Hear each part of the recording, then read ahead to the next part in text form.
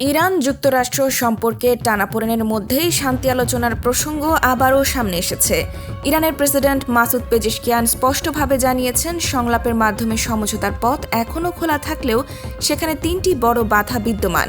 সামাজিক যোগাযোগ মাধ্যম এক্সে দেওয়া এক পোস্টে তিনি বলেন, ইরান বরাবরই আলোচনাকে স্বাগত জানায় এবং এখনও সেই অবস্থানেই রয়েছে। তবে তিনি জোর দিয়ে বলেন, প্রকৃত শান্তি আলোচনার পথে সবচেয়ে বড় প্রতিবন্ধকতা হল প্রতিশ্রুতি ভঙ্গ, অর্থনৈতিক অবরোধ এবং অব্যাহত হুমকি। তার মতে এই 3টি বিষয় বিশ্বাসযোগ্য পরিবেশ তৈরি হতে দিচ্ছে না, যা যে কোনো কূটনৈতিক আলোচনার জন্য অত্যন্ত গুরুত্বপূর্ণ। তিনি যুক্তরাষ্ট্রের প্রতি ইঙ্গিত করে বলেন, কথার সঙ্গে কাজের অসঙ্গতি আন্তর্জাতিক অঙ্গনে স্পষ্ট হয়ে উঠেছে, যা পরিস্থিতিকে আরও জটিল করে তুলছে।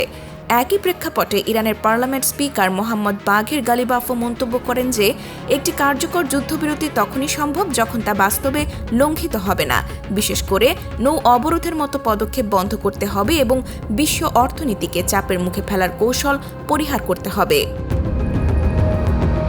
পাশাপাশি বিভিন্ন ফ্রন্টে উত্তেজনামূলক সামরিক তৎপরতাও বন্ধ হওয়া জরুরি বলে তিনি উল্লেখ করেন।